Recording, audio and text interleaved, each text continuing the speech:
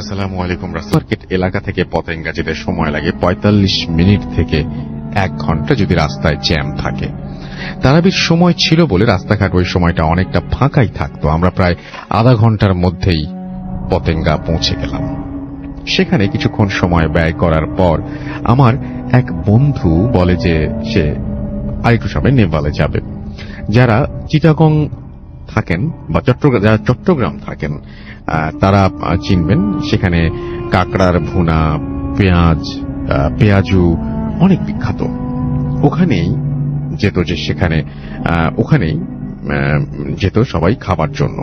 আমরাও গেলাম। খাওয়া দাওয়া শেষ করে গল্পগুজব করতে করতে আমাদের প্রায় রাত 10টার কাছাকাছি বেজে যায়। এখানে উল্লেখ করা ভালো যে ওই সময়টা পতেঙ্গার যে রাস্তাটা ছিল সেটি এখনকার মতো উন্নত ছিল না। সন্ধ্যার পরে অনেকটা বাস চলাচল কমে যেত, অনেক শুনশান হয়ে যেত এবং জায়গাটির অনেক বদনামও রয়েছে। এখানে প্রায় কিছুদিন পর পরই বিভিন্ন অজ্ঞাতনামার লাশ পাওয়া যেত।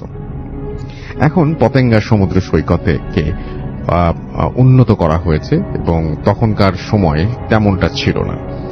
কাঠঘর থেকে পতেঙ্গা সমুদ্র সৈকত পর্যন্ত যে রাস্তাটি ছিল সেখানে একটি লাইট পর্যন্ত ছিল না। নিজস্ব পরিবহন ছাড়া সেদিকটায় সন্ধ্যার পরে কেউ তেমন যেত না। যাই হোক, ঘটনায় ফিরে আসি। আমরা 10:10 অথবা 10:15 দিকে রওনা দিই। আমি ড্রাইভ করছিলাম, আমার একটি ফ্রেন্ড আমার পাশে ছিল আর বাকি এক ফ্রেন্ড গাড়ির পেছনে বসে মোবাইলে কথা বলছিল। নেভাল থেকে পতেঙ্গার দিকে টার্নিং ছিল এবং সেটা পর্যন্ত খুব ভালোভাবে এলাম। পতেঙ্গা সমুদ্র সৈকতে প্রবেশের যে জায়গাটি আছে সেটি পার হওয়ার পর মূলত ঘটনা শুরু হয়ে যায়। আমরা চট্টগ্রাম ছিলাম বা এখনো আছে, তারা যারা আছেন চট্টগ্রামে তারা সব ভালো করে জানেন যে পতেঙ্গার পুরো রাস্তাটি ঝাউবনে ঘেরা। আমি তখন একটি সিগারেট ধরালাম এবং হাতেই গাড়ি ড্রাইভ করছিলাম আর এক হাতে। গাড়ির গতি তেমন বেশি হবে না, 30 কি 40 কিলোমিটার পার আওয়ার। হঠাৎ করে আমি রাস্তার বাঁ পাশে গাড়ির হেডলাইটের আলোয় একটা মেয়েকে দাঁড়িয়ে থাকতে দেখলাম। মেয়েটি ধূসর কালো টাইপের একটা জামা পরা ছিল, দেখতে অনেক সুন্দর ছিল। মেয়েটি তার হাত এমন ভাবে রাস্তার দিকে ধরে রেখেছিল যেমনটা আমরা যখন কোনো লিফট চাই ওইরকম একটা ভঙ্গি করি। তখন আমাদের গাড়িটি মেয়েটি থেকে 50-60 গজে দূরে ছিল। আমার ফ্রেন্ডকে আমি জিজ্ঞেস করলাম, তুই কি দেখেছিস?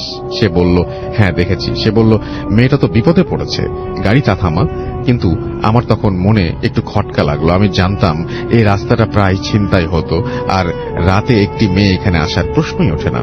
তাই গাড়িটা না থামিয়ে চলে যায়। ব্যাপারটি ততটুকু পর্যন্তই সীমাবদ্ধ থাকলেও খুশি হতাম।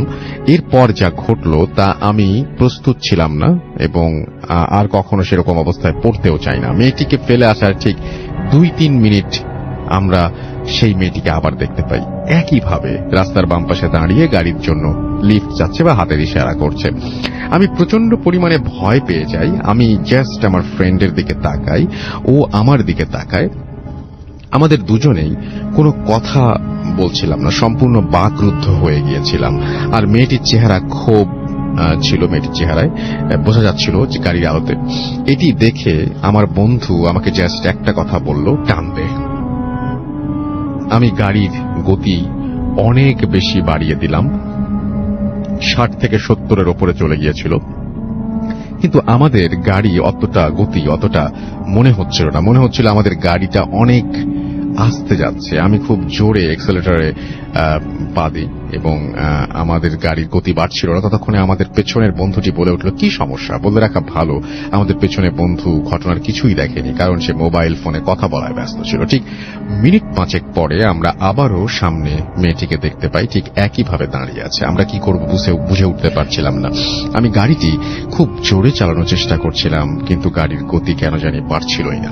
মনে হচ্ছিল গাড়ির ওপর কিছু একটা চেপে বসেছে, যার ওজনের কারণে গাড়িটি সামনের দিকে এগোতে পারছে না। সচরাচর আমরা যারা প্রাইভেট কার চালাই তারা ভালো করে জানি গাড়ির ওয়েট এবং একটা মানুষ বসলে বা দুটি মানুষ বসলে গাড়িতে কি ধরনের ওজন হতে পারে সেটি আমাদের সবারই ধারণা আছে। আমাদের যে ফিলিংসটা হচ্ছিল, মনে হচ্ছিল যে আমাদের গাড়িতে 10-12 জন মানুষ বসে আছে, গাড়িটি প্রচন্ড ভার। আমি মনে মনে আল্লাহকে ডাকা থাকি এবং তখন আমার কোনো সূরা মুখে আসছিল না, আমি জাস্ট আল্লাহ আল্লাহ করতে করতে গাড়িটা চালাতে থাকি। আমার ফ্রেন্ডের অবস্থা আরো খারাপ, সে বড় বড় চোখ করে বসে থাকে আর শক্ত করে আমার হাত চেপে ধরে থাকে। আমি সেখান থেকে কিভাবে 2 নাম্বার নেভি কলোনি পর্যন্ত এসেছি আমি নিজেও বলতে পারবো না। আমি 2 নাম্বার নেভি কলোনির গেট থেকে দেখে সজোরে গাড়ি 2 নাম্বার নেভি কলোনির ভেতরে ঢুকে দিই এবং আমার গাড়ির ব্যালেন্স ধরে রাখতে পারি না এবং একটি গাছের সাথে আমার গাড়ির সামনের অংশটি বাড়ি খায়। আমি জাস্ট গাড়ির দরজা খুলে বের হয়ে দাঁড়াই এবং সাথে সাথে আমি জ্ঞান হারাই। এরপরে আর কিছু মনে নেই। চোখ খুলে দেখি আমি হসপিটালে। আমার আব্বু আম্মু বসে আছে সবাই উৎকণ্ঠা নিয়ে। আমার একজন মামা ছিল, সে 2 নাম্বার নেভি কলোনিতে থাকতো, তিনিও ছিলেন সেখানে, তাকেও দেখলাম পাশে। পরে আমার আব্বু আমাকে জিজ্ঞেস করেছিলেন যে কি হয়েছে, আমি এখানে কিভাবে এসেছি। তখন আমি ঘটনাটি আব্বুর কাছে গোপন করে বলি যে এক ফ্রেন্ড অসুস্থ ছিল বলে তাকে দেখতে এসেছিলাম, কিন্তু আব্বু আমার ঘটনাটি বিশ্বাস করলো না। পরে বাধ্য হয়ে পুরো ঘটনাটি আমি সবাইকে বললাম। আমার পেছনে বসে থাকা বন্ধুটিও আমার কাছে দাঁড়িয়েছিল। আমি তখন জিজ্ঞেস করলাম ফয়সাল কোথায়। পরে বলল সে অন্য একটি রুমে আছে, সেও নাকি জ্ঞান হারিয়ে ফেলেছিল এবং তার মাথা ফেটে গিয়েছিল ধাক্কায়। পরে সেখানে বিকাল পর্যন্ত থাকার পর আমার আব্বু আমাকে বাসায় নিয়ে আসে এবং গাড়িটি সেই রাখা হয়, যেহেতু একটা অ্যাক্সিডেন্ট করা হয়েছিল সেই গাড়িটি, এবং আমার বাবা গাড়িটির দায়িত্ব নিয়েছিল যেহেতু ওদের ওখানে গাড়ি দুর্ঘটনাগ্রস্ত হয়, কারণ এখানে কিছু ফর্মালিটিস ছিল। আমি বাসায় আসার ঠিক একদিন পর ফয়সাল আমার বাসায় আসে। সে আমাকে একটি পেপার দেখায়। পেপারটি সে ড্রয়িং রুমের টেবিলের উপরে পায়, কয়েকদিন আগের পেপার। আমি বলি এটা কি। এই পেপারে একটি কোণায় গিয়ে আমি একটা ছবিতে আমার চোখ আটকে যায়। দেখি যে ছবি, সেই রাতে মেয়েটিকে দেখেছিলাম, সেই মেয়েটি লাশ সেখানে পড়ে আছে এবং পতেঙ্গা সমুদ্র সৈকতের মুখেই, এবং পুলিশ সেই অজ্ঞাতনামা লাশের পরিচয় বের করার জন্য পত্রিকায় ছবি দেওয়া হয়েছে। এরপর পত্রিকার তারিখের দিকে তাকাই, তারিখটা দেখে চোখ আটকে যায়, কিন্তু ঘটনাটি আমাদের সাথে ঘটেছিল 2 দিন আগে। 4 দিন আগের সেই ছবিটি ছিল এবং বুকটা আমার কেঁপে ওঠে। আমরা দুজন একজন দিকে তাকাই, তার মানে আমরা যখন মেয়েটিকে আমাদের গাড়ির সামনে দেখেছি এর আগে মেয়েটির মৃত্যু হয়েছিল। এরপর 1 সপ্তাহ আমার শরীর খুব খারাপ ছিল, আমি শারীরিকভাবে অনেক দুর্বল হয়ে পড়েছিলাম। মনে কষ্ট লাগছিল যে হয়তো মেয়েটি আমাদের কাছে সাহায্য চাচ্ছিল, কিছু বলতে চাচ্ছিল, কিন্তু সঙ্গত কারণে আমরা গাড়ি থামাইনি। সে হয়তো বলতে চেয়েছিল যে তার সাথে কি হয়েছে। এরপর থেকে আমি রাতে গাড়ি চালানো কমিয়ে দিই এবং বিশ্বাস করুন আমি যতবারই রাতের বেলা গাড়ি নিয়ে বের হতাম আমার ঠিক মনে একটা ভয় কাজ করতো, আজকেও যদি এমন কিছু দেখে ফেলি। আসলে এই ধরনের ঘটনাগুলো অনেকের কাছে মিথ্যা মনে হয়, আবার অনেকের কাছে হাস্যকর, কিন্তু একটা কথাই বলবো, যার সাথে হয় সেই শুধু বুঝে এসবের মুখোমুখি হওয়া কতটা বিপজ্জনক এবং তা মানুষকে কতটা মানসিকভাবে বিপর্যস্ত করতে পারে। কারণ এই ঘটনাটি হওয়ার পরে আমি প্রায় 1 সপ্তাহ ঘুমাতে পারিনি। আমার চোখ বন্ধ করলে শুধু সেই দৃশ্য আমার সামনে ভেসে উঠত। তবে আমার ঘটনাটি 100% সত্যি, কারণ এটি আমার নিজের সাথে হয়েছে, তাই এর সত্যতা আমি একমাত্র আমিই জানি। আমার পাশের সিটে বসে থাকা বন্ধুটি জানে। আমার সেই বন্ধুটি এখন সুইডেনে থাকে। তার সাথে কথা হলে মাঝে মাঝে সে আমাকে এই ঘটনাটির কথা বলে এবং সে বলে এখনো নাকি সেই দৃশ্য ভেবে ভয় পায়। যেই পেপারটি আমরা ছবি দেখেছিলাম সেই পেপারটি আমি রেখে দিয়েছিলাম নিজের কাছে, কিন্তু যখন ঢাকা শিফট হই তখন পেপারটি আমি হারিয়ে ফেলি, আর কখনো দেখিনি পেপারটি। এই ছিল আমার ঘটনা। যদি ভালো লাগে পড়ে শোনাবেন।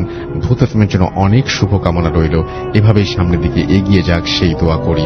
ইমেলটি সেই দোয়ার করেই শেষ করছি। এই বলে তিনি তার ইমেলটি শেষ করেছেন। এরপরে তিনি তার মিরপুরের অ্যাড্রেস দিয়েছেন। থ্যাংক ইউ ভেরি মাচ এই ঘটনাটা পাঠানোর জন্য, এবং আশা করছি যে ঘটনাটা আপনাদের কাছেও ভালো লেগেছে। আমি পড়ছি ঘটনাটি যেভাবে লেখা আছে সেভাবেই। জিজ্ঞেস করব না কেমন আছেন, কারণ আপনি সবসময় ভালো এবং ভালোর দলেই থাকেন। আমি সেই ছোটবেলা থেকেই ভূত এফএম এর সাথে জড়িত। ভূত এফএম এ আপনার ঘটনাগুলো শুনতে খুব ভয় লাগতো। এবং আমার কাছে বাবু ভাই একজন ফেভারিট স্টোরি টেলার ছিল। তার মুখে অনেক ঘটনা শুনেছি, যে ঘটনাগুলো ছোটবেলা থেকে শোনা, এবং ছোটবেলা থেকে অজানাকে জানার এক অদম্য আগ্রহ ছিল মনের ভেতর। যা দেখা যায় না, যা দেখতে পাওয়া যায় না, সেটা দেখার জন্য, সেটাকে পাওয়ার জন্য ছেলেবেলায় দাদি নানির মুখ থেকে ভৌতিক ঘটনা শোনার অদম্য আগ্রহ ছিল আমার। যেহেতু আপনার কাছে ঘটনা শুনতে আমার সবচেয়ে বেশি ভালো লাগে, তাই আপনি নিজে পড়ে শোনালে আমি সবচেয়ে বেশি খুশি হব। ঘটনাটি আমার দাদির মুখে শোনা, তিনিও নাকি আবার তার দাদির কাছ থেকে শুনেছেন এই ঘটনাটি। ঘটনাটি একেবারে সত্যি একটা ঘটনা, কারণ আগে মানুষ মিথ্যে কথা বলতো না, বললেও কম বলতো। এখন এই অজুহাত দেয়া ছাড়া ঘটনাটির সত্যতা নিশ্চিত করা আমার পক্ষে অসম্ভব। ঘটনাটির স্থান, কাল, পাত্র কিছুই জানা যায়নি। ঘটনাটি জমিদার আমলের একজন বৃদ্ধা কবিরাজকে নিয়ে। তিনি ছিলেন দেওয়ান বাড়ির জ্যেষ্ঠ সন্তান। কথিত দেওয়ানরা ছিল অতি উচ্চ মাত্রার স্বার্থপর, ইংরেজদের সাথে সামঞ্জস্য রেখে ইংরেজদের মন জুগিয়ে চলা এবং প্রজাদের রক্ত চোষা জমিদার। নিজেদের জমিতে ইংরেজদের ফসল জোর করে চাষ করিয়ে নেওয়াটা তাদের রেওয়াজে পরিণত হয়েছিল। তারা যেন তাদের জমিদারি টিকিয়ে রাখতে এক মত্ত বিলাসিতায় নিজেদের নিয়োজিত করেছিল। অন্য জমিদারদের জমি জবরদখল, খাজনা আদায়ে সোচ্চার ছিল ওনারা। মূলত জমিদারি টিকিয়ে রাখতে তারা ব্ল্যাক ম্যাজিকের আশ্রয় নিত।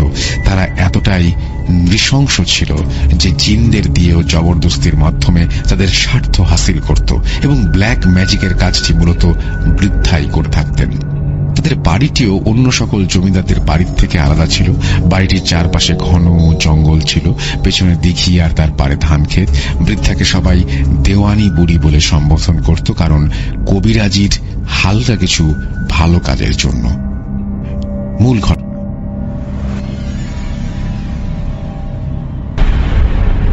জমিদার বাড়ির 105 বছর বয়সী বৃদ্ধা মারা যান। সময়টা শীতকালের কোনো এক রাত। কিন্তু আশ্চর্যের বিষয়, এই ভরা শীতে শিলাবৃষ্টি হচ্ছিল, যেন হাজারো শেয়ালের বিয়ে লেগেছে। প্রচন্ড শিলাবৃষ্টির কারণে বুড়িকে কবরস্থ করা সম্ভব হচ্ছিল না। গত দুদিন যাবৎ, হ্যাঁ, বৃদ্ধা গত দুদিন হলো গত হয়েছেন, যা গ্রামবাসী যারা উপস্থিত ছিলেন তারা কেউই জানতেন না। এদিকে বৃদ্ধার মৃত্যু, অন্যদিকে শীতকালে অনির্দিষ্টকালের জন্য অকাল বর্ষণ, যা অস্বাভাবিকভাবেই পরিবারের সকলের কাছে গ্রহণযোগ্য হচ্ছিল না, এবং সেই কারণে গ্রামে কুৎসা রটনার ভয়েই কাউকে কিছু বলছিলেন না তারা। আর এদিকে রাজ্যের সকল কুকুর ওই বাড়িটিকে ঘিরে ঘেউ ঘেউ করতে শুরু করে দিয়েছিল, যেন বুড়ির লাশটিকে তারা পেলে ছিঁড়ে খুবলে খাবে। আরেকটি বিষয়, অনেক কাক এই রাতের বেলায় এমনভাবে ডাকাডাকি করছিল যেন বৃদ্ধা কতদিন ধরে তাদের ক্ষতি করে আসছে।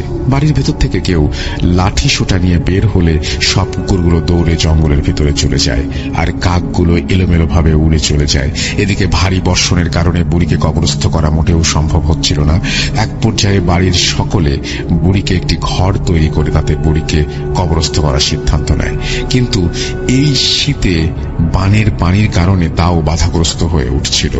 এক সময় এই বৃষ্টি থামলে তারা বৃদ্ধাকে কবরস্থ করার সিদ্ধান্ত নেয়। তাই গ্রামের সকলে যে যার মতন কাজে চলে যায়। এদিকে বৃদ্ধার মৃত্যু দুদিন হয়ে যাওয়ায় লাশটিতে পচন ধরে, তাই তারা দুদিনে দুবার করে লাশটিকে গোসল করাচ্ছিল। আতর, সুগন্ধি, গোলাপ জল, ধূপ ধুনো দিয়ে সতেজ রাখার চেষ্টা করছিল লাশটিকে। ঘটনার তৃতীয় রাত। এই দিনে বৃষ্টি থামার জো না দেখে আত্মীয় স্বজন সবাই মিলে স্বাভাবিক হতে শুরু করে। দিনগুলো যেন অপেক্ষা করছিল শুধু মৃতের শবদেহ কবরস্থ করার জন্য। ঘটনার তৃতীয় দিন রাত, মাঝরাত, লাশটিকে জমিদার বাড়ির বড় বৈঠকখানায় রাখা হয়। আসবাবপত্র সব সরিয়ে বৈঠকখানায় বাড়ির সকল মহিলারা আর বাইরে পুরুষেরা। নারীরা জোরে জোরে কোরআন তেলাওয়াত ও জিকির আজকার করতে থাকে। একসময় সকলে লাশকে পাশে রেখেই ঘুমিয়ে পড়ে। বাইরে পুরুষরা কেউ জেগে থাকে অথবা ঘুমিয়ে। বৈঠকখানার মেঝেতে এক কোণে একটি জমিদারি স্ট্যান্ডের ওপরে নিভু নিভু প্রদীপ জ্বলছে। শুধু একজন বৃদ্ধা জেগে আছেন বৈঠকখানায়, আর বাকি মহিলা ও শিশুরা ঘুমিয়ে পড়েছেন। যেহেতু ঘটনাটি তৃতীয় দিনের, তাই সবকিছুই আর 5টা দিনের মতোই স্বাভাবিকভাবে চলছিল।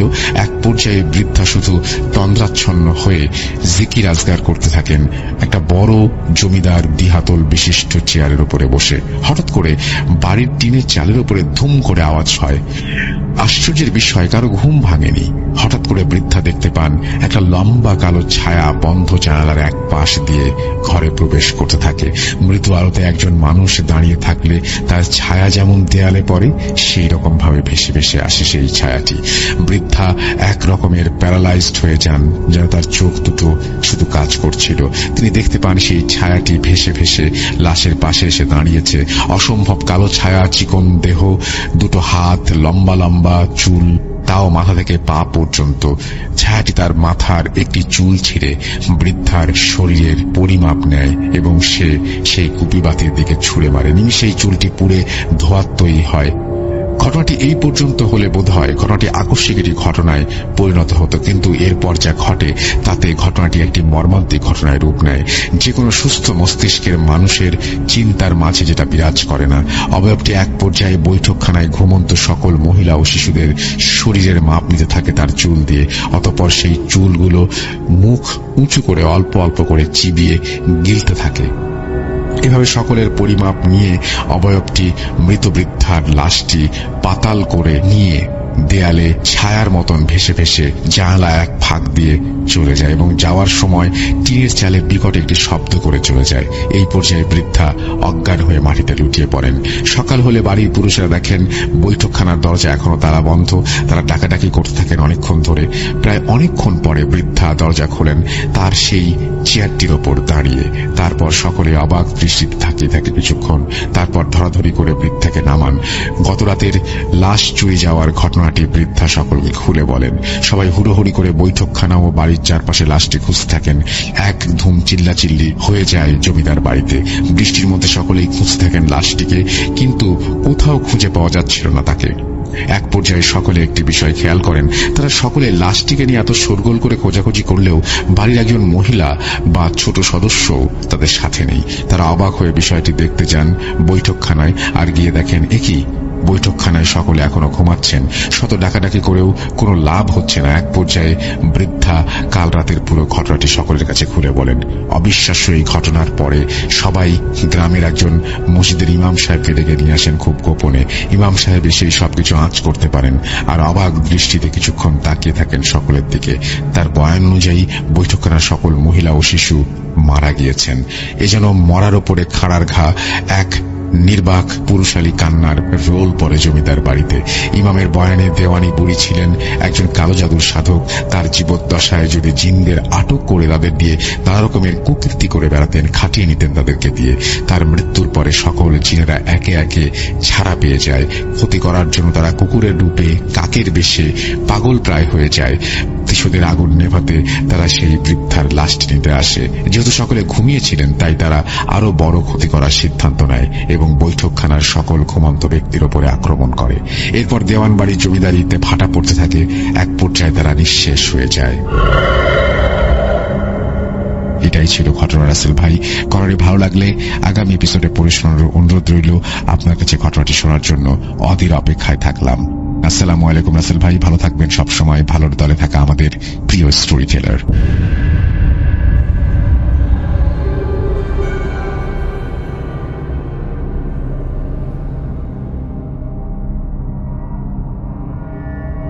আশা করব প্রথম থেকে শেষ পর্যন্ত আপনারা আমাদের সঙ্গেই থাকবেন। চলুন ভয়ের রাজ্যে আমরা আস্তে আস্তে হারিয়ে যাই। আসসালামু আলাইকুম রাসেল ভাই, আশা করছি ভালো আছেন। আমি মোহাম্মদ সাখাওয়াত হোসেন রিমন বলছি, রাজশাহী জেলা পুঠিয়া উপজেলা পুঠিয়া পৌরসভা থেকে। আমি 2012 সাল থেকে ভূত এফএমের সাথে আছি। ঘটনা পাঠাবো করে সময় করে উঠতে পারি না, তাই কাজের ফাঁকে একটু একটু করে লেখা শুরু করে দিলাম। আমি আজকে আমার সহধর্মিণী শাকিলার সাথে ঘটে যাওয়া একটি ঘটনা শেয়ার করব। আমার নিজের সাথে ঘটে যাওয়া বেশ কিছু ঘটনা আছে। যদি এই ঘটনা সিলেক্টেড হয় তাহলে পরবর্তীতে সেগুলো শেয়ার করব। ঘটনাটি আমি আমার মতো করে বিশ্লেষণ করছি, কারণ এই ঘটনার প্রত্যক্ষ সাক্ষী আমি নিজেই। কথা না বাড়িয়ে আমি আমার ঘটনায় চলে যাচ্ছি।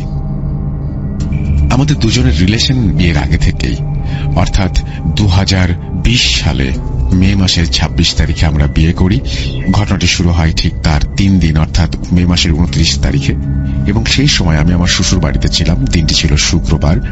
আমার 2 দিন রাতে ঘুম হয়নি।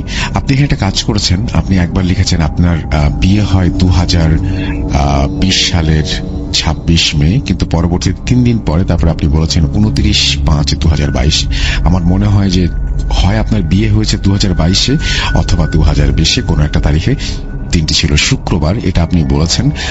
কারণ আমি এটা ক্লিয়ার করলাম এই কারণেই, অনেকেই হয়তো ঘটনা শোনার মাঝখানে যখন দেখবেন যে 2020-এর 26 মে শুক্রবার নয়, তখন অনেক গল্প বা ঘটনা না শুনে বা তার উপরে সেটার উপরে বেশি নজর না দিয়ে এটা নিয়ে হয়তো আরো বেশি কথা বলা শুরু করবে। তাই আমি জানিয়ে দিলাম আগে থেকেই।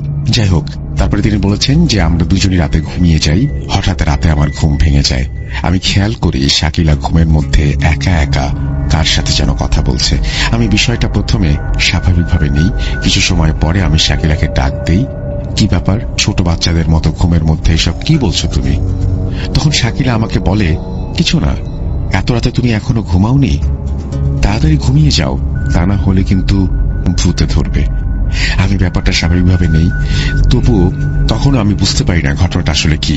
সেই দিন রাতে আর কোনো সমস্যা হয় না, আমরা দুজন ঘুমিয়ে যাই। পরের দিন বিকেলে আমার স্ত্রী আমাকে বলে আমার ভাই আমার সাথে কথা বলে। তখন আমি বলি, তোমার কোন ভাই তোমার সঙ্গে কথা বলে রাতে? তখন সে আমাকে বলে, সময় হলে সব জানতে পারবে। আমি আর কোনো কথা বলি না। কিছু সময় পরে আমি বাইরে চলে যাই। আমি আবার বাড়িতে আসি। তখন সে আমাকে বলে, আজকে রাতে আমার ভাই তোমাকে নিয়ে ঘুরতে যাবে, তুমি তার সাথে যেও। আমি কোনো কথা বলি না। রাতের খাওয়া শেষ করে শুয়ে পড়ি। আমি ফোন দেখছিলাম, এমন সময় লক্ষ্য করি আমার স্ত্রী ঘুমের মধ্যে কার সঙ্গে যেন কথা বলছে। তখন আমি তাকে ঘুম থেকে উঠিয়ে জিজ্ঞেস করি কি হয়েছে। সে তখন আমাকে যা বলে তা শুনে আবার মাথা ঘুরতে থাকে। আমার স্ত্রী আমাকে বলে, লাইট বন্ধ করে যখন শুয়েছিলাম হঠাৎ করে আমার মাথায় প্রচুর ব্যথা শুরু করে। তারপরে আমি কখন ঘুমিয়ে গেছি জানি না। হঠাৎ করে আমার মনে হতে থাকে আমি পানির নিচ দিয়ে অন্য কোনো পৃথিবীতে চলে গিয়েছি, আর আমাকে অদ্ভুত কোন রকমের কিছু একটা খাবার সেখানে খেতে দেওয়া হয়েছে। তখন আমি আমার ভাইকে বলি, আমি এগুলো খাবো না। এই কথা শুনে আমার ভাই আমাকে বলে, আমি না তোমার ভাই, তুমি কি আমাকে বিশ্বাস করো না? আমি তোমাকে খারাপ কোনো জিনিস খেতে দেব না। আমি খেতে যাব এমন সময় তুমি আমাকে ডেকে ঘুম ভাঙিয়ে দিয়েছ। আমার স্ত্রীর মুখে এমন কথা শুনে আমি হক চকিয়ে যাই। বলি, এগুলো কি? আমার স্ত্রী আমাকে বলে, তুমি আমাকে কেন ঘুম থেকে ডাকলে? অনেক কথা বলার পরে আমার স্ত্রী আবারও ঘুমিয়ে যায়। প্রতিদিন এইগুলো দেখে আমার আর বুঝতে বাকি নেই আমার স্ত্রীর সাথে কি ঘটতে চলেছে। আমি তখনই সিদ্ধান্ত নেই কালকে সকালে শ্বশুর বাড়িতে আমার স্ত্রীকে রেখে যে কোনো কাজের বাহানা দিয়ে আমি বাসায় যাব। যেমন ভাবা তেমন কাজ। সকালে আমি বাসায় চলে আসি। আমার এক ভাইয়ের ছেলে আছে যে এই সমস্ত কাজে লিপ্ত, অর্থাৎ কবিরাজি করে। আমি সিদ্ধান্ত নেই তাকে আমার সাথে নিয়ে একটা ব্যবস্থা করব। যাই হোক, শেষ পর্যন্ত আমি বাসায় আসি। তারপরে ওর সাথে দেখা করি। ও আমার বয়সে ছোট। ওকে এই কয়দিনে ঘটে যাওয়া সমস্ত ঘটনা বলি। আমার কথা শুনে ও বলে, আমার মনে হয় এখনো তেমন কিছু হয়নি। সে আমার সাথে আমার শ্বশুর বাড়িতে আসতে রাজি হয়। পরে আমরা দুজন ও আর এক বন্ধু মিলে মোট 3 জন আমরা আমাদের শ্বশুর বাড়ির উদ্দেশ্যে রওনা করি। আমাদের সাথে প্রয়োজনীয় জিনিস যেমন মোমবাতি, আগরবাতি, সিঁদুর, 7 রকমের মিষ্টি, গোলাপ জল এগুলো ছিল। 30 মিনিটের মধ্যে আমরা আমাদের গন্তব্যস্থলে পৌঁছাই। বাসায় পৌঁছে আমরা বুঝতে পারি সেই জিনটি বাসার আশেপাশেই আছে। আমাদের দেখে বাসার বাইরে চলে যায়। আমার শাশুড়ি আমাকে বলে, বাবা, তুমি বাসা থেকে বের হওয়ার পর শাকিলা আর ঘর থেকে বের হয়নি। 10 মিনিট আগে ঘর থেকে বের হয়েছে, সারাদিন কিছু খায়নি। বাসায় পৌঁছানোর পরে আমার স্ত্রী আমাদেরকে বলে, আমি সবকিছু আগে থেকেই জানি। তুমি পুঠিয়াতে কেন গিয়েছিলে? তুমি চাও আমার ভাইকে আমার কাছ থেকে সরাতে, তাই না? একটা কথা মনে রেখো, আমার ভাই অনেক শক্তিশালী, তোমরা তাকে কিছুই করতে পারবে না। তখন আমিও আমার ভাইয়ের ছেলে বলি, সেইটা তোমার দেখা লাগবে না। আমরা কি করতে পারি আর কি করতে না পারি সেটা সময় হলেই দেখতে পাবে। যাই হোক, সন্ধ্যা হতে হতে তখনও অনেক বাকি। আমরা একটু বাইরে যাই, আমাদের কিছু আলোচনা ছিল সেদিন। কিছু সময় পর সন্ধ্যা পার হয়ে অন্ধকার নামে। আমি আমাদের কাজ শুরু করার জন্য আমাদের সাথে করে নিয়ে আসা যে সমস্ত জিনিসপত্র সেগুলো খোলা আকাশের নিচে রাখি। আমরা আগে চারপাশে একটা গোল বৃত্ত এঁকে নেই এবং যে জিনিসপত্রগুলো এনেছিলাম সেগুলো খোলা আকাশের নিচে তখনও বৃত্তের মধ্যে বসে লাল এবং সাদা মোমবাতি জ্বালিয়ে দিয়ে আগরবাড়িতে আগুন ধরিয়ে ধোঁয়া তৈরি করে আমার স্ত্রীকে নিয়ে বৃত্তের মধ্যে বসিয়ে দেই। তারপরে আশিক কিছু দোয়া পড়ে আমার স্ত্রীর কনিষ্ঠ আঙুল চাপ দিয়ে ধরলে জিনকে ডাকা শুরু করে। অনেক সময় পর সেই জিনটি আসতে চায় না, অনেক অনেক রিচুয়াল করার পরে জিনটি আসে। সেই জিনকে তার নাম জিজ্ঞেস করলে সে তার নাম বলতে চায় না। প্রায় 10 মিনিট পরে শুধু নাম বলে অপূর্ব। সে কেন আমার স্ত্রীর কাছে এসেছে জানতে চাইলে জিনটি কিছু সময় বলে, আমি আমার বাবার একমাত্র সন্তান, আমার বাবা মায়ের কথা শুনি না, আমাকে যেটা করতে নিষেধ করে আমি সেইটাই করি, আমি আমার বাবা মাকে অনেক বিরক্ত করি, তাই রাগে আমাকে বাসা থেকে তারা বের করে দিয়েছে। আমি বাসা থেকে বের হয়ে আসার পরে আমার এক বন্ধুর বাসায় একটা সেগুন গাছে থাকি। একে দেখার পরে আমার বেশ ভালো লেগে যায়। ও যখন কোরআন শরীফ পড়তো আমি তখন ওর পাশে বসে কোরআন তেলাওয়াত শুনি, আর খুব ভালো লাগত তখন। আমি ওর কোনো ক্ষতি করিনি। আস্তে আস্তে আমি ওর সাথে কথা বলা শুরু করি। একটু একটু করে আমি ওর স্বপ্নে এসে কথা বলতে থাকি। একসময় আমি প্রতিদিন ওর স্বপ্নে এসে কথা বলতে থাকি, আবার আমি ওকে নিয়ে একসময় ঘুরতেও যাই। এই কথাগুলো বলে সেই জিনটি থামে। পরে আশিক বলে তাকে চলে যেতে, কিন্তু সে জিনটি যেতে চায় না, বলে ওইটা আমার বোন, আমি আমার বোনকে ছেড়ে যাব না। অনেক ভয় দেখানোর পরে সে যেতে রাজি হয়, কারণ সেই জিনটি অনেক ছোট ছিল। ছোট থাকার কারণে সেই জিনটি তেমন কোনো ক্ষমতা না থাকায় এক প্রকার চলে যেতে বাধ্য হয়। যাওয়ার সময় আমাদের আনা মিষ্টি থেকে একটা মিষ্টি খেয়ে যায়। যা হোক, আমাদের মনে কিছুটা স্বস্তি ছিল, ঝামেলা মুক্ত হলাম আমরা। তো কি মনে করছেন ঘটনা এখানে শেষ? না প্রিয় লিসনার্স, অনেক দিন কেটে যায় কোনো সমস্যা ছাড়াই। হঠাৎ আমাদের বাসার মধ্যে সমস্যা শুরু হয়ে যায়। আমার আম্মু আমাকে ফোন দিয়ে বলে বাসায় তাড়াতাড়ি আসতে, শাকিলা কেমন জানি করছে। পুঠিয়া বাজার থেকে আমার বাসায় হেঁটে যেতে 3-4 মিনিটের রাস্তা। আমি দ্রুত বাসায় চলে যাই। আমি বাসায় গিয়ে দেখি নতুন ঝামেলা।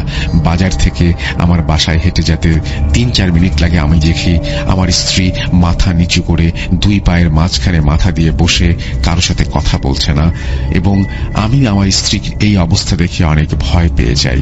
আবার কি হলো? আমি আমার বাসায় ঢুকে কিছু দোয়া পড়ে আমার স্ত্রীর মাথায় ফুঁ দেই। তার কিছুক্ষণ পরে অবস্থা স্বাভাবিক হয়ে যায়।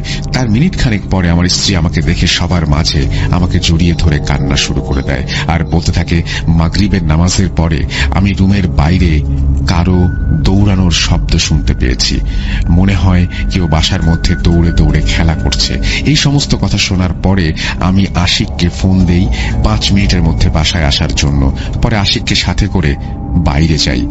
কেন আজ আবার এই সমস্যা হলো সেটা জানার জন্য। সবকিছু শোনার পরে আশিক বলে, ঠিক আছে, আমি আজকে রাতে জিন নিয়ে খোঁজ নিয়ে তোকে জানাবো এই সমস্যা কিভাবে হলো। রাত 1:30 আশিক আমার ঘুম থেকে আমাকে ডেকে তোলে। আমার আর আশিকের বাসা পাশাপাশি থাকার কারণে আশিক আমাকে রাতে সবকিছু জানাবে বলে জানায়। আশিকের কথা শুনে আমার মাথার টনক নড়ে যায়। আশিক বলে সেই জিনটি আবার এসেছে। আমি আশিককে বলি সেই জিনটি না চলে গেছে, তাহলে আবার আসলো কিভাবে? তখন আশিক আমাকে বলে সেই দিন সেই জিনটি আমাকে ধোঁকা দিয়েছে।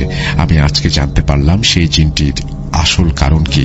জিনটির আসল কারণ হলো তোর স্ত্রীর প্রথম সন্তান নিয়ে যাওয়ার জন্য সে তার সাথে থাকে, আর তোর স্ত্রীকে সে বোকা বানিয়েছে। যেহেতু জিনটি জানে তোর স্ত্রীর কোনো ভাই নেই, সেই সুযোগটা কাজে লাগিয়ে সে তাকে বোন ডাকে। আমি আশিকের মুখে এই কথাগুলো শোনার পরে মনে হলো আমি আকাশ থেকে মাটিতে পড়লাম। আমি আশিককে বলি এখন সেই জিনকে কি করা যায়? আশিক আমাকে বলল কোনো সমস্যা নেই, আমার গুরুকে সব জানিয়ে দিয়েছি, আগামীকাল রাতে আসন বসবে, তারপরে বুঝাবো, যদি না বোঝে তাহলে বাঁকা রাস্তায় হাঁটতে হবে, আমাদের বন্দি করে দেব। ঘটনাটা যত ছোট করে লেখা সম্ভব চেষ্টা করেছি, তারপরেও কিছু বাদ দিয়েছি ঘটনা ছোট করার স্বার্থে। অবশেষে 2 দিনে ঘটনা লিখে শেষ করলাম। রাসেল ভাই, এই ছিল আমার স্ত্রীর সাথে ঘটে যাওয়া ঘটনা, সম্পূর্ণ সত্য এবং বাস্তব ঘটনা। আমি এর আগে কোনো প্ল্যাটফর্মে ঘটনা শেয়ার করিনি। আমি আপনার উপস্থাপনায় ভূত FM ও ভূত.com ব্যতীত অন্য কোনো শো শুনি না। রাসেল ভাই, আল্লাহ আমাকে 7/11/2021 তারিখে একটি পুত্র সন্তান দান করেছেন, তার জন্য আপনারা সবাই দোয়া করবেন। আল্লাহ যেন তাকে সুস্থ দান করে। রাসেল ভাই, আমার লেখার মধ্যে অজান্তে কোনো ভুল ত্রুটি হলে ক্ষমা সুন্দর দৃষ্টিতে দেখবেন। এই সমস্ত কথা বলেই তিনি তার ঘটনা শেষ করেছেন।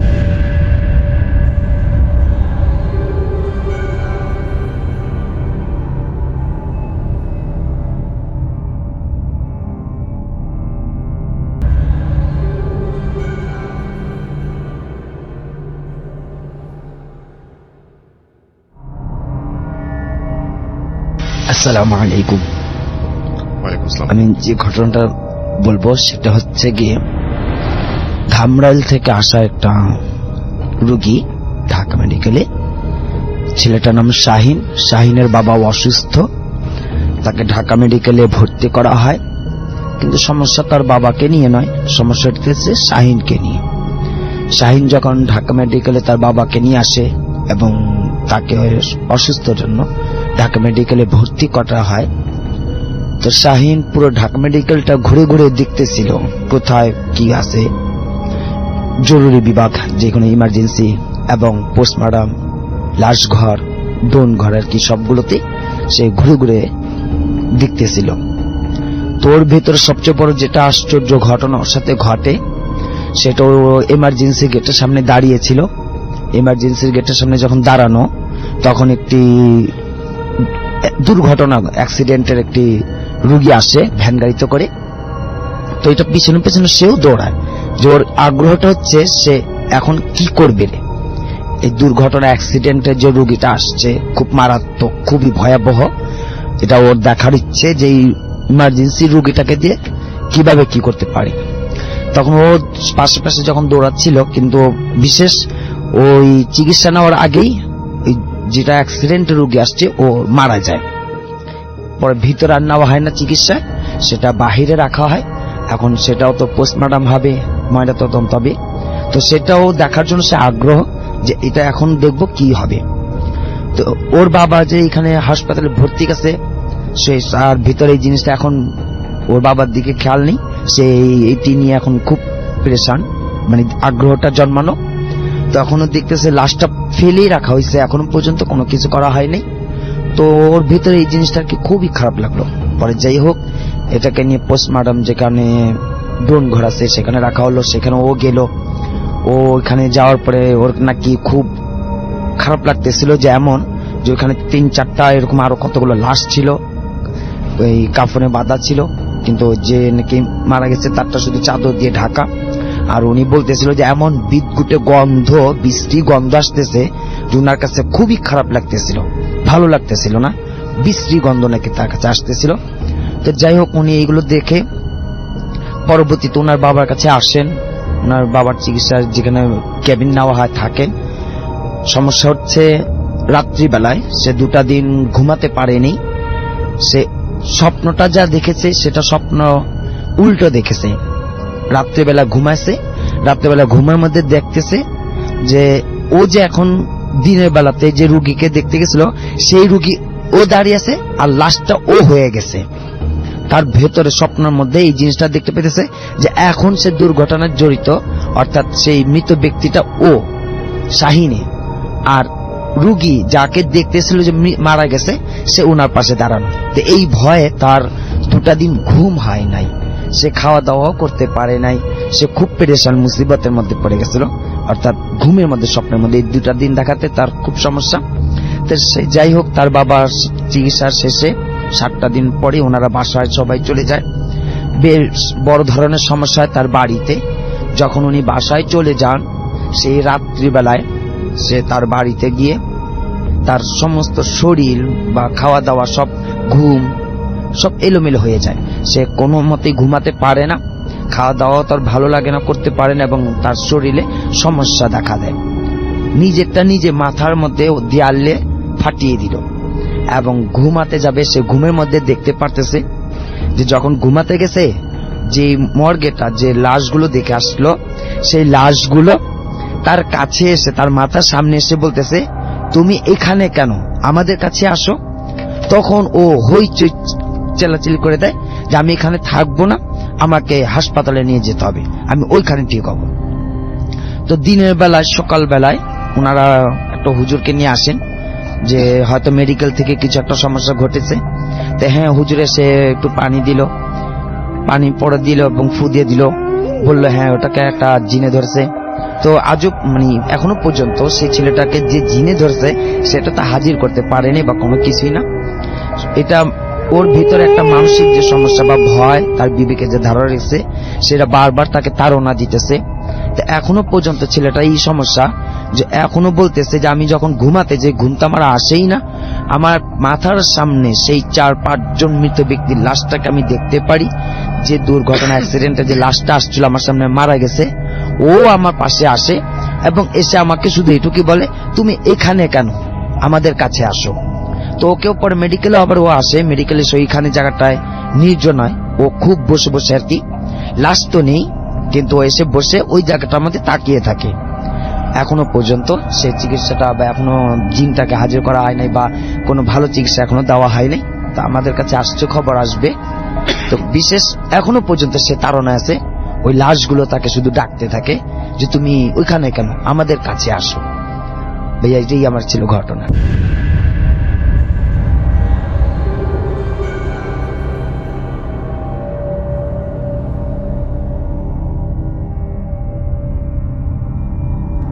ঘটনাটি আশরাফুল ভাইয়ের মার সাথেই ঘটেছে।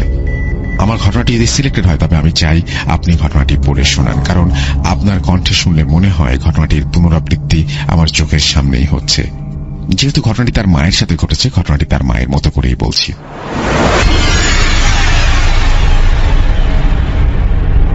আমি ছোটবেলা থেকে একটু বেশি চঞ্চল প্রকৃতির ছিলাম। মাঠ ঘাট বন জঙ্গল চষে বেড়াতাম এবং বড়শি দিয়ে মাছ ধরতে খুব পছন্দ করতাম। একদিন আমি আর আমার বাবা আমাদের বাড়ির চারপাশে একটা খালে বড়শি দিয়ে মাছ মারতে যাই এবং সেখানে আমরা অনেক মাছ পাই।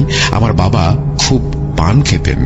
পান শেষ হয়ে যাওয়াতে বাবা আমাকে রেখে বাড়িতে চলে আসেন পান খাওয়ার জন্য। বাবা আসার পর আমি অনেক বেশি মাছ পেতে শুরু করি। এজন্য আরো বেশি উদ্দীপনা নিয়ে আমি মাছ মারতে থাকি। বেশ খানিকটা সময় পার হয়ে গেছে, ওদিকে বাবা আসছে না। আমি বেশ অনেক সময় ধরে অনুভব করছি আমার পেছন দিয়ে কেউ আসা যাওয়া করছে। আমি পেছনে ফিরে দেখলাম সেখানে কেউ নেই।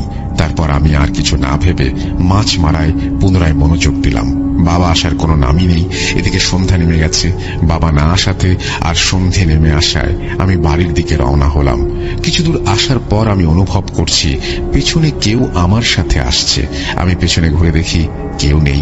আমি তখন একটু ভয় পেয়ে যাই এবং একটানা পা চালিয়ে আসতে থাকি বাড়িতে।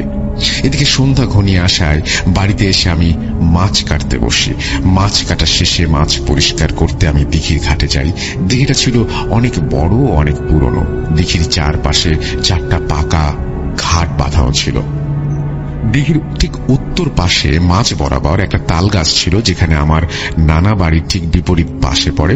আমার নানা থাকতেন দক্ষিণ পাশে, তাই আমি দক্ষিণ পারে ঘাটে যাই মাছ পরিষ্কার করতে। মাছ পরিষ্কার করতে করতে আমার নজর যায় ওই তাল গাছের দিকে। দেখি তাল গাছ থেকে কিছু একটা পানিতে নামছে। আমি কেন জানি না ওটার থেকে নজর সরাতে পারছি না। ওটা খুব দ্রুত বেগে ধেয়ে আসছে আমার দিকে। আমি অবাক হয়ে তাকিয়ে থাকলাম। যখন কাছে চলে আসলো ওটা, তখন আমার মনে হলো সেটি বিশাল বড় একটা গজার মাছ। মাছটা দূর থেকে আমার দিকে তাকিয়ে যেন আমাকেই দেখছে। এটা দেখে আমি অনেক ভয় পেয়ে যাই। আমি তখনই চিৎকার দিতে যাব, আর তখনই গজার মাছটি আমার কাছাকাছি চলে আসে। আমি জোরে চিৎকার দিয়ে সেন্সলেস হয়ে যাই। এদিকে মাছ পরিষ্কার করতে দেরি হচ্ছে দেখে ঘাটে চলে আসে মা ডাকার জন্য। এসেই দেখে আমি অজ্ঞান হয়ে পড়ে আছি। মা চিৎকার করে বাবাকে ডাকে। বাবা এসে আমাকে ঘরে নিয়ে যায়। ঘণ্টাখানেক পরে আমার জ্ঞান আসে। তারপর আমি সব ঘটনা বাবাকে খুলে বলি। বাবা সবটা শুনে মসজিদের ইমাম সাহেবের কাছ থেকে পানি পড়া আনতে যায়। ইমাম সাহেবকে না পেয়ে খালি হাতেই বাসায় ফিরে আসে। আর তখন বাবার সাথে কিছু ঘটনা ঘটে। বাবার বর্ণনা অনুযায়ী যা ঘটেছিল তা ছিল এরকম: ওই সময় উত্তর দিকে তাল গাছটা পার হতেই বাবার কানে একটা আওয়াজ ভেসে আসে এবং কেউ একজন বাবার সাথে কথা বলে, এবং কোন রকমের সারা শব্দ না পেয়ে বাবা সামনের দিকে অগ্রসর হয়। বাবা কিছু বলে না, এবং তখন সে আবারও কানে ফিস ফিস করে কোনো একটা কিছু বলে এবং সে জানায় যে তার মেয়েকে পছন্দ হয়েছে। বাবা থমকে যায়। কে আপনি? সামনে আসেন। পিছন থেকে কথা বলছেন কেন? সামনে এসে কথা বলেন। তখন সে জানায় সময় হলেই সে সামনে আসবে। ফিসফিসে সে কথাগুলো বাবার কানে কানে বলে। তারপর বাবার পা অবশ হয়ে গেছে, বাবা হাঁটতে পারছে না। কিছু সময় পরে বাবার শরীর ঘামতে শুরু করে এবং এই সময়টা শীতল বাতাস বাবার শরীরে লাগে। তারপর তার শরীর হালকা হয়ে যায়। অতএব সে দ্রুত বাড়িতে চলে আসে। বাড়িতে এসে বাবা কাউকে কিছু না জানিয়ে খাওয়া দাওয়া শেষ করে বিছানায় চলে যায়। আমার বাবার ঘরটা ছনের চাল আর পাটকাঠির বেড়া দেয়া ছিল। আমি আলাদা রুমে থাকতাম, তবে আজ আমি মায়ের সাথে ঘুমাচ্ছি। রাত তখন 3টা কি 3:30। হঠাৎ আমার ঘুম ভেঙে যায় পাটকাঠি ভাঙার আওয়াজে। আমি খুব ভয় পেয়ে মাকে ডেকে তুলি। তখনই আমার সাথে ঘটে যায় একটা অনাকাঙ্ক্ষিত ঘটনা। মায়ের গায়ে হাত দিতে আমি চমকে উঠি। মা আগে থেকেই আমার দিকে রক্তবর্ণ চোখে তাকিয়ে আছে। আমি ভয়ে বাবাকে ডাক দিতে যাব, তখনই অনেক অন্যরকম একটা কণ্ঠস্বর আমি শুনতে পাই। কেউ আমাকে আশ্বস্ত করে ভয় না পেতে, এবং সে আমাকে বলে যে সে আমাকে পছন্দ করেছে। এই কথা বলেই আমার মা অট্ট হাসিতে ফেটে পড়ল। আমাকে বলল আমি আবার আসব।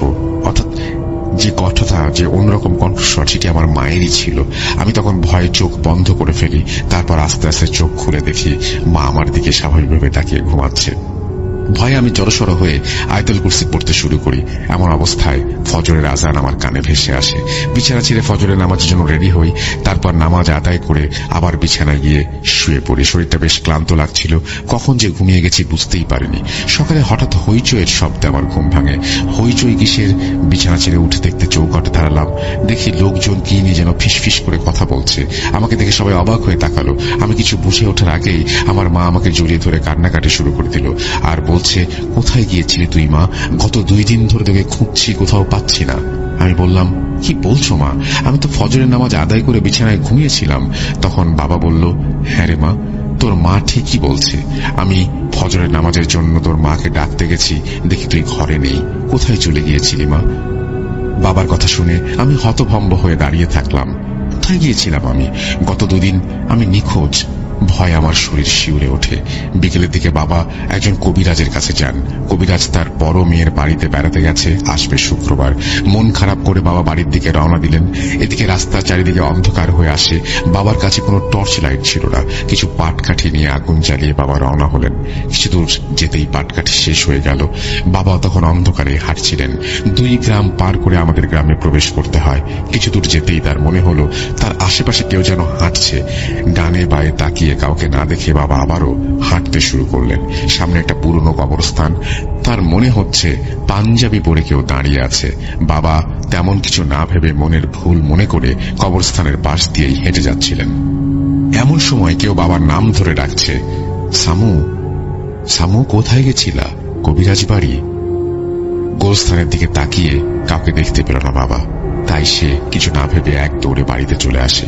দীর্ঘ 1 সপ্তাহ পর কবিরাজের দেখা পাওয়া যায়। বাবা কবিরাজকে সব ঘটনা খুলে বলে। কবিরাজ সব শুনে বলল, আমি আগামী শনিবার সন্ধ্যার পর যাব, আর বাড়ির উঠোনের ঠিক মাঝ বরাবর গোলাকার বৃত্ত করে সেখানে মাটি দিয়ে লেপে রাখবেন, আর দোকান থেকে 1 ডজন মোমবাতি ও আগরবাতি একদমে কিনবেন। এই বলে কবিরাজ চলে গেল। কবিরাজের কথা মতো সব রেডি করে রাখলাম। শনিবার সন্ধ্যা পার হচ্ছে, কবিরাজ আসার কোনো নামই নেই। কবিরাজের দেরি দেখে বাবা রাস্তায় এগিয়ে যায় কবিরাজ আসছে কিনা দেখতে। বাড়ি থেকে বেরোতেই দেখি কবিরাজ এক মনে কিসের দিকে তাকিয়ে সোজা হয়ে দাঁড়িয়ে আছে। আমি বললাম, কি ব্যাপার, আপনি এখানে দাঁড়িয়ে আছেন? ভেতরে আসুন। কবিরাজের কোনো সারা শব্দ নেই। দেখে কবিরাজের গায়ে হাত লাগাতেই কবিরাজ চমকে ওঠে। বললাম, কি ব্যাপার, এখানে দাঁড়িয়ে আছেন কেন? ভেতরে চলুন। হ্যাঁ হ্যাঁ হ্যাঁ, চলুন। ততক্ষণে চারিদিকে ঘুটঘুটে অন্ধকার। কবিরাজ গোলাকার বৃত্তের চারিদিকে আগরবাতি মোমবাতি জ্বালিয়ে দিলেন এবং ব্যাগ থেকে আরো কি কি যেন সব বের করে চারিদিকে ছড়িয়ে দিলেন। কবিরাজ আমাকে নামাজের ন্যায় বসতে বললেন। কিছুক্ষণ পর বুঝতে পারছি চারিদিকে ঝড় তুফান বইছে, সব ভেঙে যেন আমার মাথায় পড়ছে। তারপর আমার আর কিছু মনে নেই। বাবার কথা শুনে আমি পরে সবকিছু জানতে পেরেছি। আমি সেন্সলেস হওয়ার পরে কবিরাজ আমাকে বোতল থেকে পানি ছিটিয়ে দেয়। পানি ছিটানোর পরেই আমি উঠে দাঁড়িয়ে কবিরাজকে ধরার জন্য দৌড় দেই, কিন্তু আমি কবিরাজের দেয়া দাগের অন্য পারে আসতে পারছিলাম না এবং সেখানে আমি আরো রেগে যাই। কবিরাজ আমাকে প্রশ্ন করে, কে তুই? আমি আমার নাম বলি এবং তারপরে কবিরাজকে বলি যে সামু মিয়া একটু দেরি করে আসলেই তো জীবন নাশ করতাম। এই বলেই আমি অট্ট হাসিতে ফেটে পড়ি। সেখানে উপস্থিত সবাই লক্ষ্য করে আমার চোখ রক্তবর্ণ হয়ে গেছে, চোখ দুটো এখনই যেন বেরিয়ে আসবে। কবিরাজ বলল, আমি অপ্রস্তুত ছিলাম বলেই তুই আমার সামনে আসতে পেরেছিলি। এখন বল তুই কেন এসেছিস? ওকে ছেড়ে চলে যা। তারপর আমি বলে উঠলাম, না, ওকে আমি ছেড়ে যেতে পারবো না, তুই চেষ্টা করে দেখতে পারিস। তখন কবিরাজ বলল যে অনেককেই সে এরকম ভাবেই প্রতিবন্ধী করেছে এবং তাদের মধ্যে অনেক বাক বিতণ্ডা চলে, এবং সে হচ্ছে আমাকে একটা পর্যায়ে ফু দিতে বলে, কিন্তু আমি ফু দিতে চাই না। তারপরে আবার সে আমাকে ফু দিতে বলে, কারণ বলে যে জীবন বাঁচাতে চাইলে ফু দিতে হবে। হঠাৎ করেই কবিরাজ দোয়া দুরুদ পরে ফু দিতে যাবে, এমন সময় কবিরাজের মুখে প্রচন্ড ব্যথা। এদের মধ্যে অনেক বাক বিতণ্ডা চলে। একটা সময়ে কবিরাজ অনেক দোয়া দুরুদ পড়ে কিছু একটাতে ফু দিতে চায়। এই সময় কবিরাজের বুকে প্রচন্ড ব্যথা শুরু হয়। তখন আমি নাকি বলি, কিরে ফু দিবি না?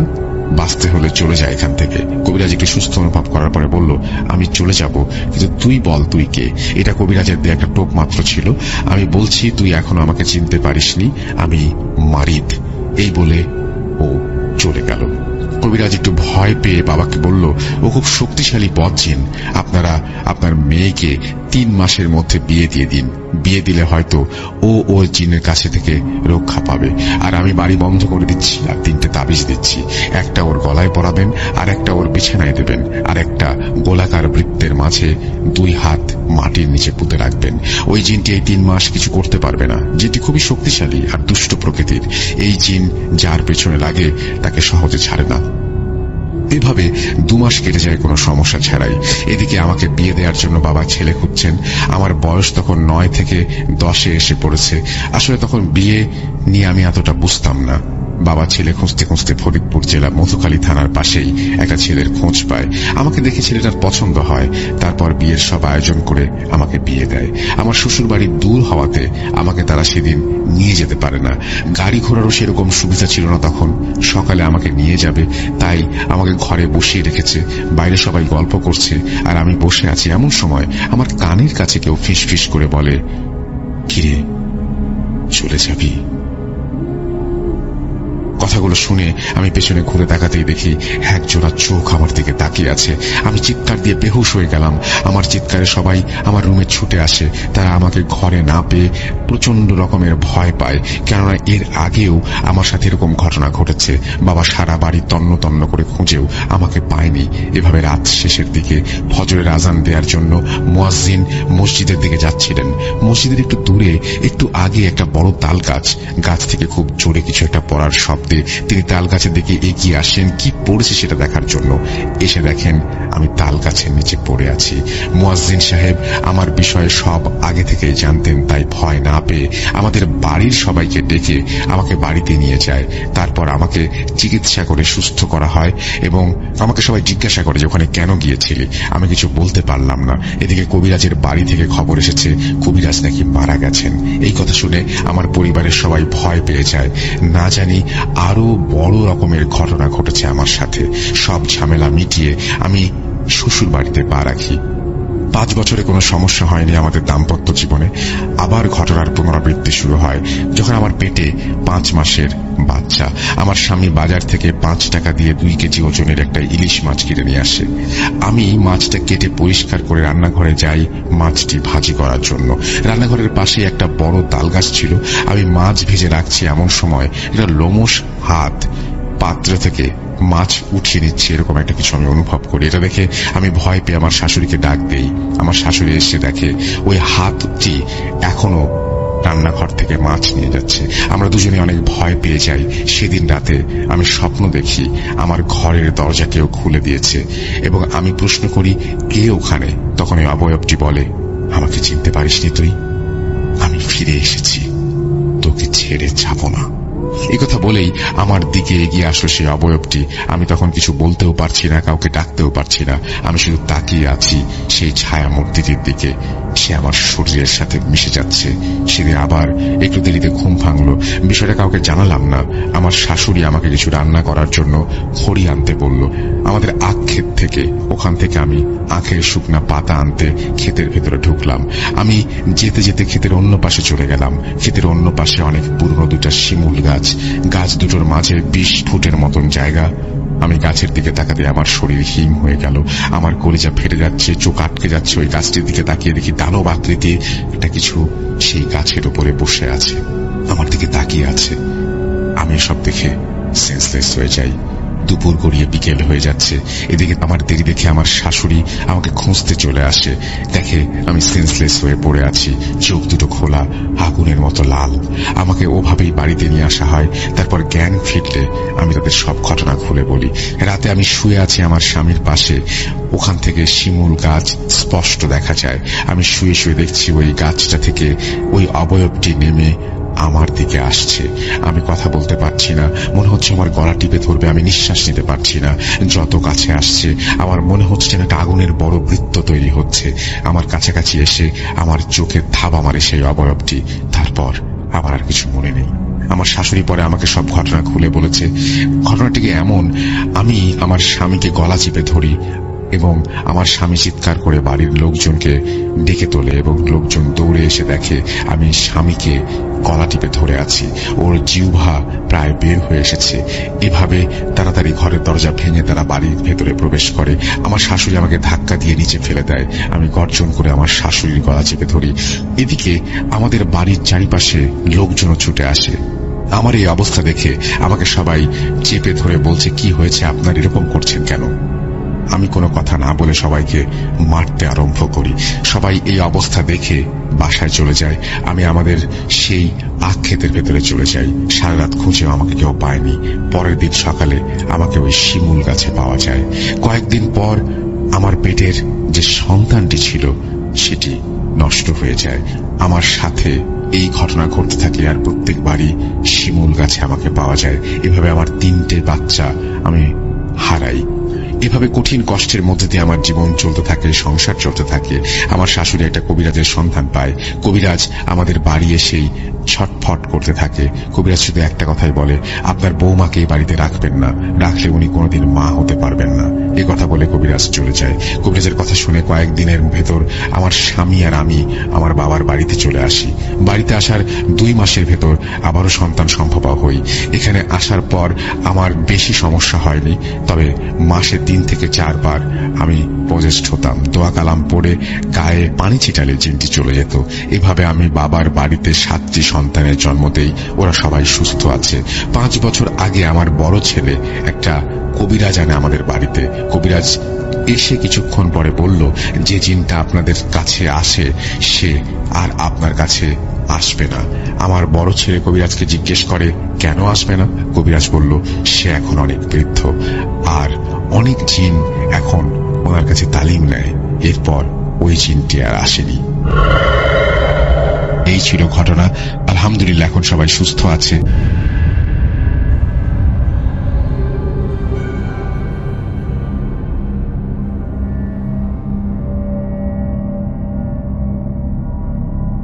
তো আমি গল্পটা শুরু করার আগে আসলে স্টোরি বল হবে এটা সিরিয়াস, যেটা হচ্ছে আমার আব্বুর ছোটবেলা থেকে এখন পর্যন্ত আমরা সাফার করতেছি।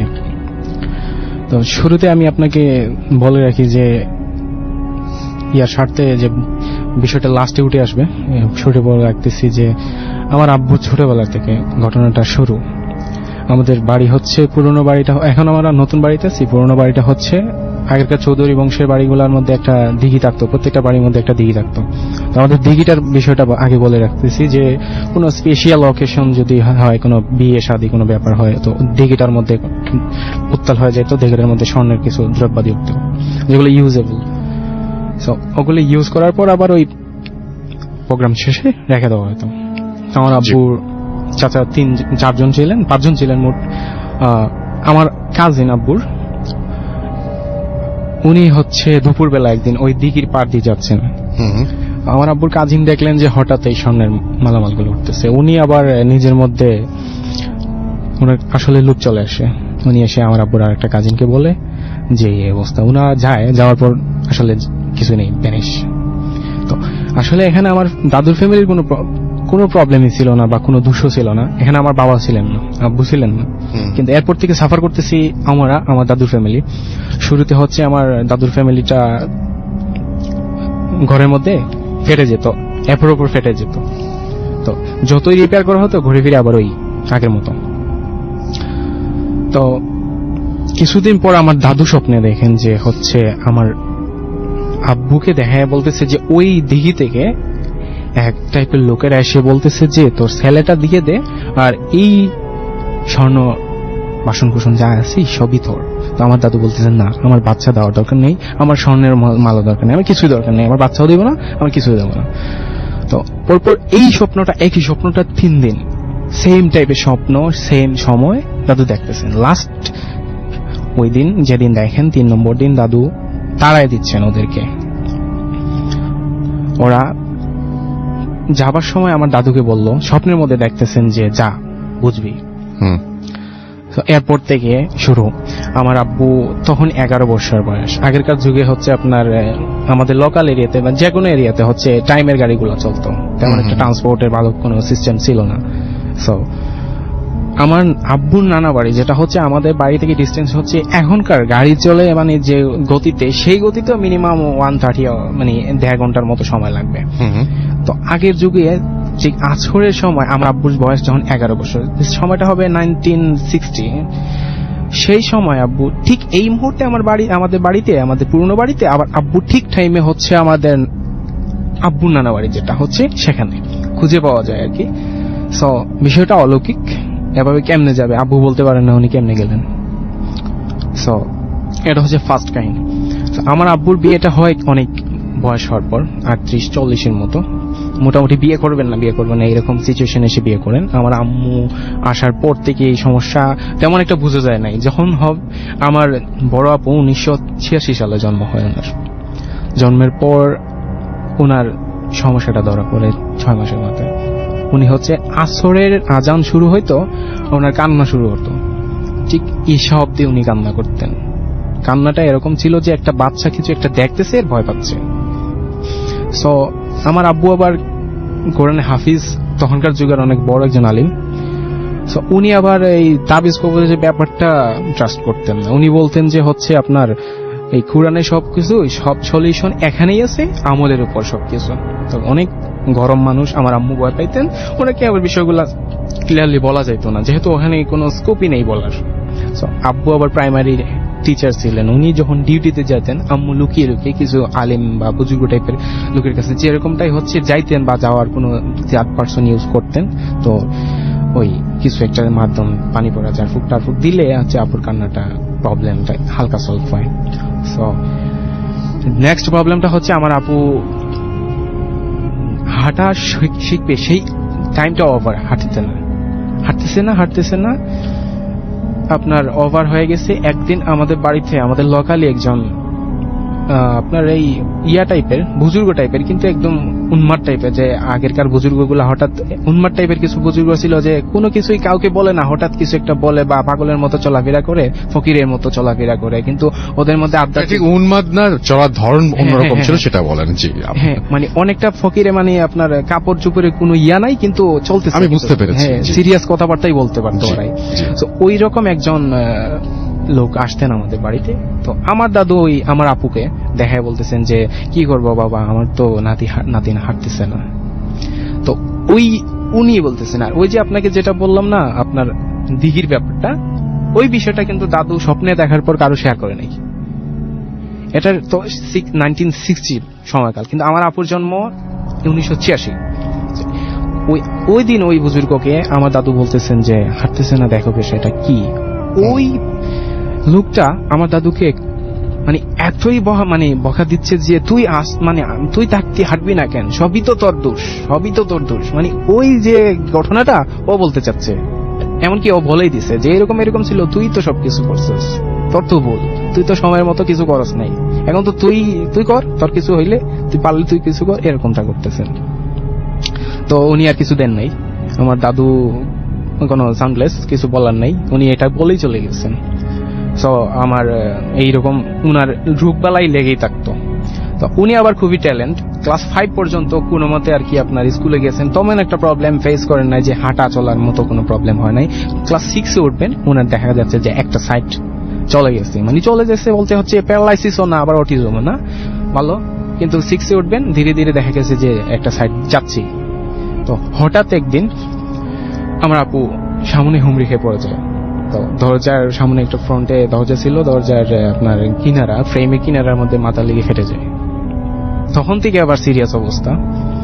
ফেটে যাওয়ার পর হচ্ছে আপনার ওনার দেখা গেছে যে ওয়েট এত বেশি, এখন পর্যন্ত ডক্টরসরা যখনই দেখে যে 200 পাউন্ড ওজন, উনি আবার স্বাভাবিক মানুষ, 5 ফিট 3 ইঞ্চি, নর্মালি ওনার বডি তেমন একটা ফ্যাট না, তারপর হচ্ছে 200 পাউন্ড ওজন। এটা টু মাচ, চিন্তার বাইরে। সো আমরা সিএমএইচ, তারপর হচ্ছে আপনার মেডিসিন বিশেষজ্ঞ, প্যারালাইসিস, অটিজম, কোনো রোগ নেই ওনার, কোনো সলিউশন নেই, কোনো ঔষধ নেই। লাস্ট ওনাকে দে হাইয়েস্ট স্যালাইন ওর আপনার ঘুমোর ট্যাবলেট, আর কোনো ওষুধ নেই। ওনার প্রবলেমটা এই, এখন পর্যন্ত উনি এভাবেই আছেন।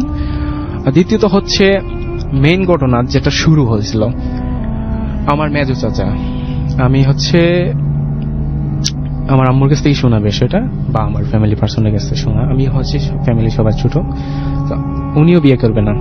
তো উনার ব্যাপারগুলো আম্মু 10 বছর ধরে উনাকে নিয়ে সংসার করতেছে, আমার মেজো চাচা, আমার ছোট চাচা, প্লাস হচ্ছে আমার আব্বু।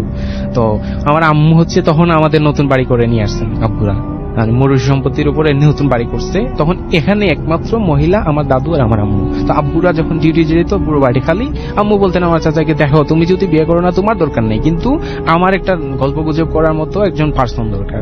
তো উনি বলতেন যে না না, আমি হাই স্কুলের টিচার হয়ে আমি একটা সংসার চালাতে পারবো না। আম্মু বলতেন যে আবার তোমার ওয়াইফ যদি খেতে চায়, আমি যা খাবো তা খাওয়াবো, আমি যা পড়বো তা পড়বে, তুমি এসব নিয়ে টেনশন করো না।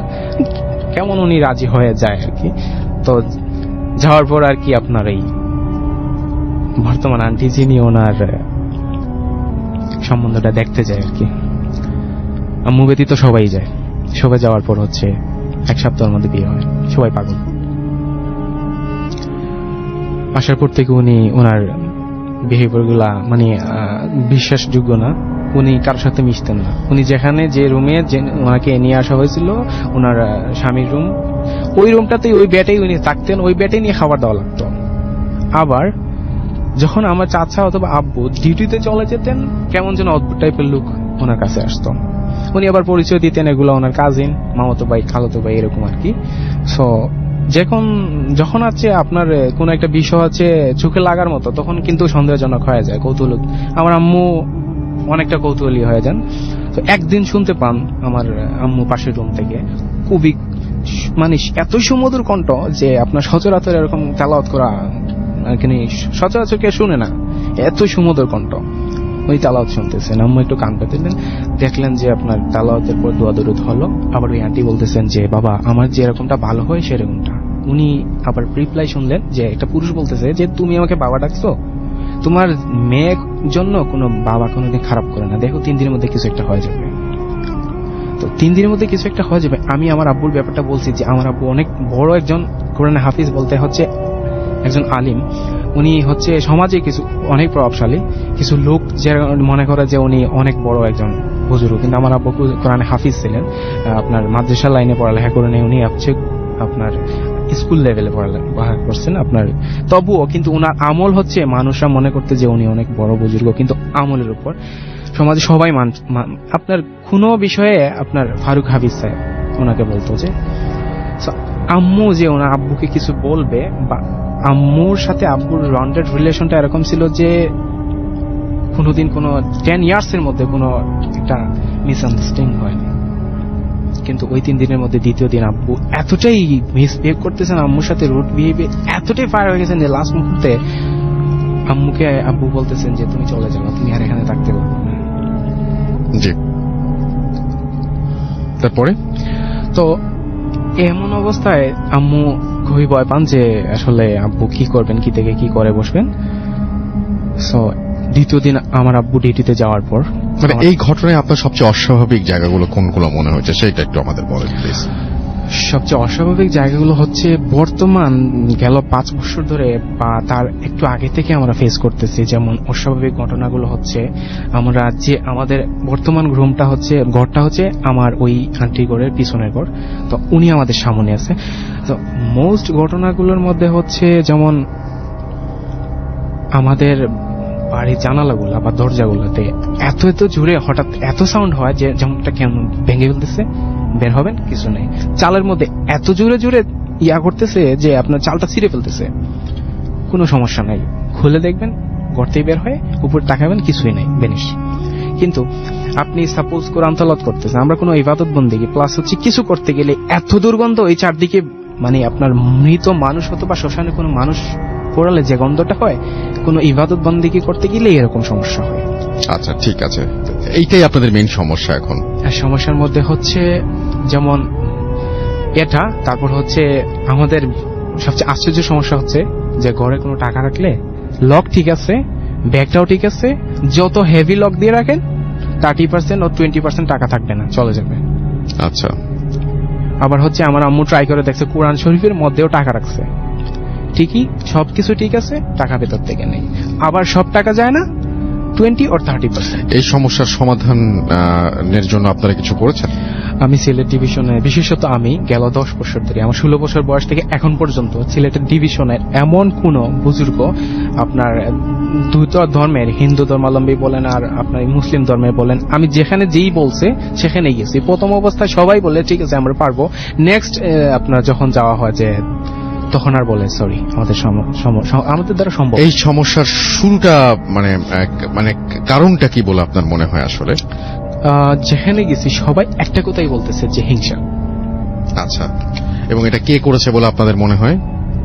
সবাই একই কথা বলতেছে যে ওই ফ্যামিলি থেকে ওই প্রবলেম যেগুলো আসলে দিঘির প্রবলেমগুলো ওরা ওগুলা ক্যাপচার করে নিয়েছে, ওগুলা ইউজ করে এরাই এটাই করতেছে যে এই ফ্যামিলির প্রতি হিংসার প্রয়োগটা তাদের এই মাধ্যম দিয়ে করতেছে যে আপনার এই ফ্যামিলিটা টোটালি ধ্বংস হয়ে যায়। থ্যাংক ইউ ভেরি মাচ, আপনাকে অনেক ধন্যবাদ আপনার ঘটনার জন্য।